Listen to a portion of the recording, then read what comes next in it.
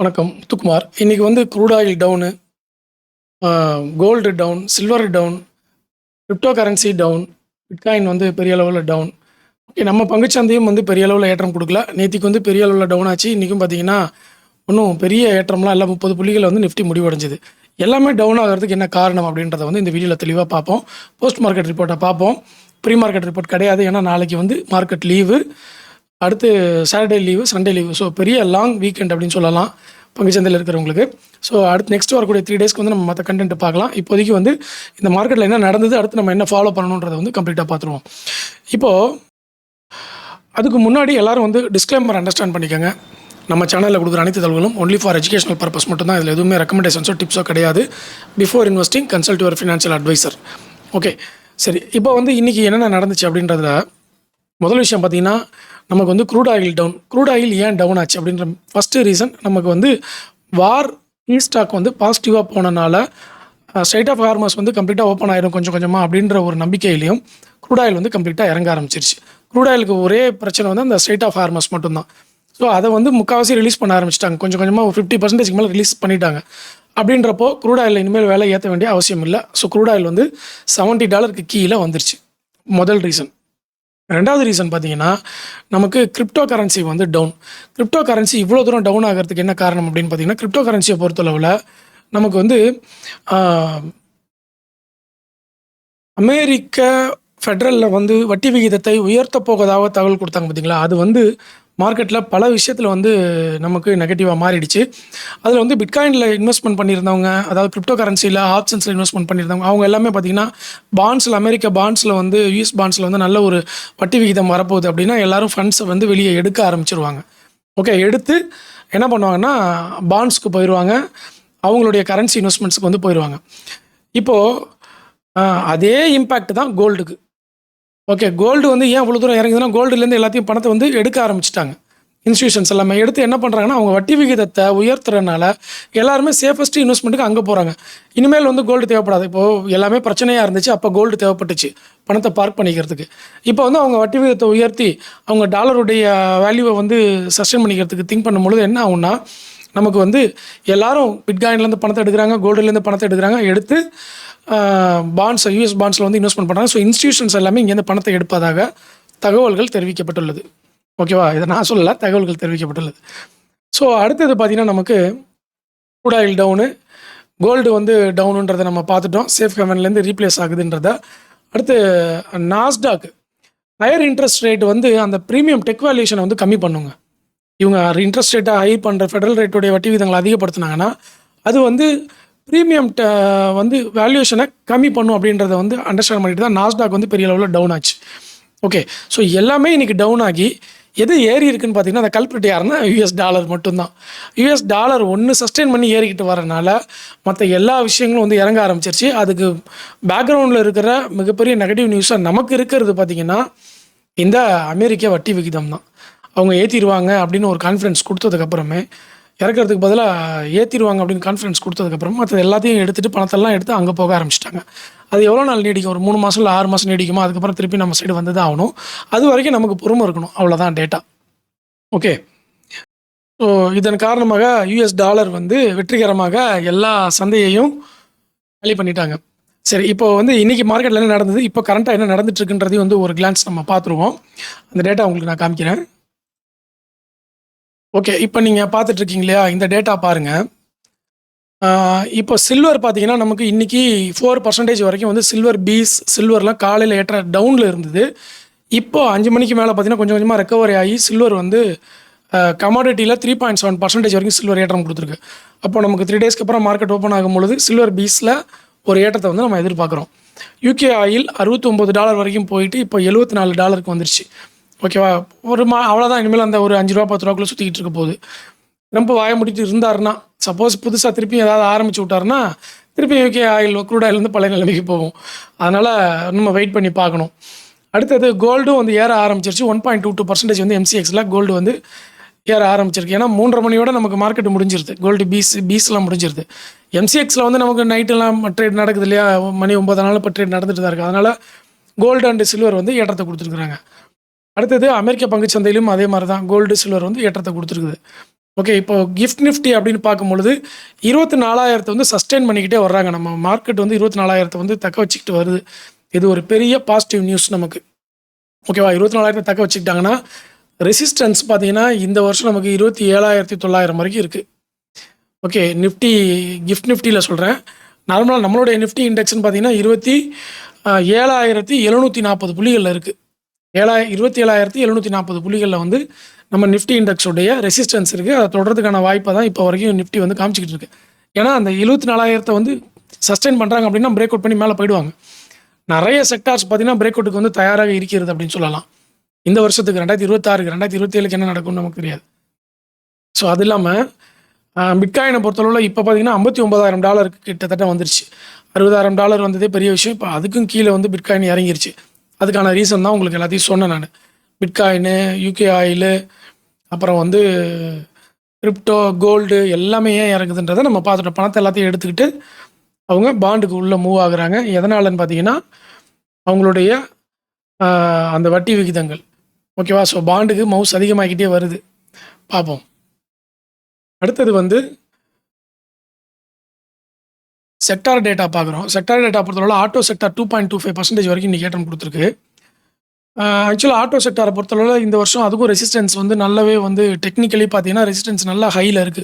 30,000க்கு மேல வந்து auto sector இருக்கு. இப்போ 26,900 இருக்கு இல்லையா? ஆட்டோ செக்டாரோட பாயிண்ட்ஸ் பார்த்தீங்கன்னா 30,000ல இருக்கு ரெசிஸ்டன்ஸ். ஒரு கப் வித் ஹேண்டில் பேட்டர்ன்லயும் வந்து ஃபார்மேஷன் டெக்னிக்கலா வந்து குடுத்துருக்காங்க ஆட்டோ செக்டார்ல. அடுத்து எம்என்சி செக்டார் இன்னைக்கு வந்து ஏற்றம் குடுத்திருந்தது. மத்த எந்த செக்டாரும் ஏறலங்க. பிஎஸ்சி, metal, media, defence, oil and gas எந்த செக்டாருமே ஏறல. எல்லாமே டவுனு. முக்கியமா நிஃப்டிய பொறுத்தளவுல நிஃப்டி வந்து காலையில ஓரளவுக்கு அப்படியே ஏறுற மாரி இருந்தது. அப்புறம் 34 புள்ளிகள் வந்து முடிவடைஞ்சிருச்சு. ரீசன் வந்து சென்செக்ஸ்ல நமக்கு இன்னைக்கு எக்ஸ்பைரி டே. ஒரு பெரிய வாலட்டிலிட்டி எதிர்பார்த்தோம். அதே மாரி பெரிய வாலட்டிலிட்டி வந்து குடுத்துட்டு போயிடுச்சு இன்னைக்கு. நிஃப்டி வந்து 34 புள்ளிகள்ல வந்து ஏற்றத்துல காமிச்சிருக்காங்க. ஆனா ஸ்டாக்ஸ பொறுத்தளவுல வேற எதுவும் பெருசா ஏறல. ஏன்னு பார்த்தீங்கன்னா, நமக்கு வந்து என்னென்ன நடந்தது அப்படின்னா, இங்க பாருங்க. இதில நான் உங்களுக்கு காமிக்கிறேன். அ நிஃப்டி 50ல 30 பாயிண்ட்ஸ் ஏறி இருந்தாலும், value 50, value 30 stocks, alpha 50, micro gap 250, mid cap 50, அதுக்கப்புறம் வந்து mid cap 150, small cap 250, small cap 50 எல்லாமே வந்து கம்ப்ளீட்டா டவுனுங்க. அந்த லார்ஜ் கேப்ல ஹையஸ்ட்டா வேல்யூ இருக்கக்கூடிய ஒரு ஒரு 30 கம்பெனிகள்ல ஒரு 10 கம்பெனி மட்டும் தான் ஏறுச்சு. 10, 15 கம்பெனிகள் மட்டும் தான் ஏறுச்சு. ஹையஸ்ட் வேல்யூ இருக்கக்கூடிய நிறுவனங்கள், வேல்யூ ஸ்டாக்ஸ். ஓகேவா? அத வச்சு வந்து நிஃப்டி ஓரளவு 30 புள்ளிகள் வந்து பாசிட்டிவ்ல நின்றுச்சே தவிர, மத்தபடி வேற ஒண்ணும் பாசிட்டிவா இல்ல. எல்லாமே வந்து டவுன்ல தான் போயிருக்கு. ஓகே. நிஃப்டி பாசிட்டிவ் அப்படின்னாலும் ஸ்டாக்ஸ் எல்லாமே வந்து நெகட்டிவ். அடுத்தது டோட்டல் மார்க்கெட்ல சாக்ஸாஃப்ட் வந்து 15% வரைக்கும் ஏற்றம் குடுத்திருக்கு. எவரெஸ்ட் இண்டஸ்ட்ரீஸ் வந்து 10% வரைக்கும் ஏற்றம் குடுத்திருக்கு. மதர்சன் சுமி 9% வரைக்கும் ஏற்றம் குடுத்திருக்கு. ஏஜிஸ் லாஜிஸ்டிக்ஸ் 7.3% ஏற்றம் குடுத்திருக்கு. இது எல்லாமே வந்து பார்த்தீங்கன்னா, ஏஜிஸ் லாஜிஸ்டிக்ஸ்லாம் வந்து நேரோ ரேஞ்ச் இந்த வருஷம். ஓகே. சாக்ஸாஃப்ட் அதே மாரி நேரோ ரேஞ்ச். சாக்ஸாஃப்ட் பார்த்தீங்கன்னா, இதெல்லாம் நேரோ ரேஞ்ச் ஸ்டாக்ஸ்லாம் நான் ஃபில்டர் பண்ணி ஆல்ரெடி உங்களுக்கு காமிச்சிருக்கிறேன். எப்படி எடுக்கிறதுன்னு சொல்லிட்டு. நீங்க நேரோ ரேஞ்ச் ஸ்டாக்ஸ்ன்னு போட்டு, தமிழ் ஷேர்ன்னு போட்டு சர்ச் பண்ணீங்கன்னா, அந்த வீடியோ வந்துரும். இந்த வீடியோவோட லாஸ்ட்ல அந்த வீடியோவ நான் பின் பண்றேன் எண்ட் ஸ்க்ரீன்ல. ஸோ, அதில வந்து நீங்க அந்த எப்படி நேரோ ரேஞ்ச் ஸ்டாக்ஸ வந்து நம்ம ஃபைண்ட் அவுட் பண்றதுன்றத வந்து நீங்க அந்த அந்த ஃபார்முலாலாம் பார்த்துக்கங்க. ஓகேவா? அது வந்து நான் தெளிவா போட்டிருக்கேன். எந்த வெப்சைட்ல போய் பார்க்கணும், எப்படி போடணும் அப்படின்றது எல்லாத்தையுமே போட்டிருக்கேன். அந்த வீடியோ போய் எல்லாரும் பாருங்க. உங்களுக்கு கிளீனா தெரியும். சாக்ஸாஃப்ட் அதே மாரி ஆல்ரெடி இந்த மாசம் ரெடிங்டன் நேரோ ரேஞ்சுன்னு சொன்னேன் இல்லையா? இந்த மாசம் நேரோ ரேஞ்ச் பார்த்தீங்கன்னா, நெறைய ஸ்டாக் வந்து ஏற்றம் குடுத்திருக்கு. ஓகே. அதெல்லாம் வந்து நீங்க பார்க்கலாம். ஸ்டெர்லைட் டெக்னாலஜிஸ் வந்து நேரோ ரேஞ்சில இருந்த ஸ்டாக் தான். HFCL நேரோ ரேஞ்சில இருந்த ஸ்டாக்ஸ் தான். அதெல்லாம் வந்து அந்தந்த மாசம் பெரிய அளவுல ஏற்றத்த குடுத்தாங்க. ஸோ, அதனால அதெல்லாம் வந்து நீங்க கவனமா பார்க்கணும். நேரோ ரேஞ்ச் வர ஸ்டாக்ஸ் எல்லாத்தையுமே. ஓகே. இது இல்லாம வந்து நமக்கு வேற என்னென்ன தகவல் குடுத்துருக்காங்க அப்படின்றத ஒரு ஸ்லைட்டா பார்த்துருவோம். ஓகே. இப்ப நீங்க பார்த்துட்டு இருக்கீங்க இல்லையா? இது வந்து இன்னைக்கான டாப் கெய்னர்ல நிஃப்டி 50ல இன்டர்குளோப் ஏவியேஷன், மேக்ஸ் ஹெல்த் கேர், மஹிந்திரா அண்ட் மஹிந்திரா ஆட்டோ செக்டார்ல மஹிந்திரா அண்ட் மஹிந்திரா மட்டும் தாங்க ஏறிக்கிட்டு வருது. டாடா மோட்டார்ஸ் எல்லாமே வந்து டவுன்ல இருக்கு. முக்கியமான ஒரு டவுட் வந்து கேட்டிருந்தாங்க. மல்டி பேக்கர் ஸ்டாக்ல எந்த ஸ்டாக் வந்து நாங்க குவிட் பண்ணிட்டு வந்துட்டா பெஸ்ட்டா இருக்கும்? எந்த மாரி அனாலிசிஸ் பண்ணா வந்து பெஸ்ட்டா இருக்கும்னு சொல்லி ஒரு நண்பர் கேட்டிருந்தாரு. ரொம்ப எக்ஸலன்ட்டான ஒரு கொஸ்டின்ங்க அது வந்து. அதுக்கு நான் ஆன்சர் பண்றேன். நாளைக்கு வந்து ஆன்சர் பண்றேன். அது ரொம்ப முக்கியமான டேட்டா அது. அதாவது அ இப்போ ஒரு 3 ஸ்டாக் மல்டி பேக்கர்ல வருதுன்னு வச்சுக்கங்களேன். 5, 5 மடங்கு ஏறுதுன்னு வச்சுக்கோங்க. ஒரு ஸ்டாக் வந்து 5 மடங்குலேருந்து அடுத்து 10 மடங்குக்கு டிராவல் ஆயிடும். அந்த இன்னொரு ஸ்டாக் பார்த்தீங்கன்னா 5 மடங்குல இருந்து திருப்பி எங்க ஆரம்பிச்சுச்சோ அதே இடத்துக்கு வந்து இறங்கிடும். ஓகேவா? மல்டி பேக்கர்லயும் இந்த விஷயம்லாம் நடக்கும். 4 மடங்கு, 5 மடங்கு ஏறும். ஏறிட்டு டப்புன்னு அங்கேருந்து எங்க ஆரம்பிச்சுச்சோ அங்கேயே வந்து விழுந்துரும். சில ஸ்டாக்ஸ் 5 மடங்கு ஏறி அப்படியே 6 மடங்கு, 7 மடங்கு, 8 மடங்கு மேல போய்க்கிட்டே இருக்கும். ஸோ இந்த மாரி ஸ்டாக்ஸ நான் எப்படி சார் மல்டி பேக்கர்லயே வந்து அனாலிசிஸ் பண்றது? மல்டி பேக்கர் ஸ்டாக்குன்னு நான் கண்டுபிடிச்சுட்டேன். அது எது வந்து மேல ஏறும், எது கீழ ஏறும்ன்றத வந்து ஃபண்டமெண்டலா நான் எப்படி அந்த டேட்டாவ கண்டுபிடிக்கிறதுன்ற மாரி கேட்டிருந்தாங்க. அதுக்கெல்லாம் வழிகள் இருக்குங்க. அதெல்லாம் வந்து நான் அனாலிசிஸ் பண்ணியிருக்கிறேன். நான் அந்த டேட்டாவ வந்து நாளைக்கு உங்களுக்கு 3 நாள் லீவ் தானே, அத கம்ப்ளீட்டா நான் வந்து எக்ஸ்ப்ளைன் பண்ணிடுறேன் உங்களுக்கு. ஓகே. சரி, இப்போ வந்து இத பார்ப்போம். இன்னைக்கு வந்து நிஃப்டி 500ல பார்ப்போம் நம்ம. நிஃப்டி 500ல மதர்சன் சுமி 9% ஏற்றம், ஏஜிஸ் லாஜிஸ்டிக்ஸ் 7%, அப்புறம் HFCL 5% சர்க்யூட் லிமிட்டு.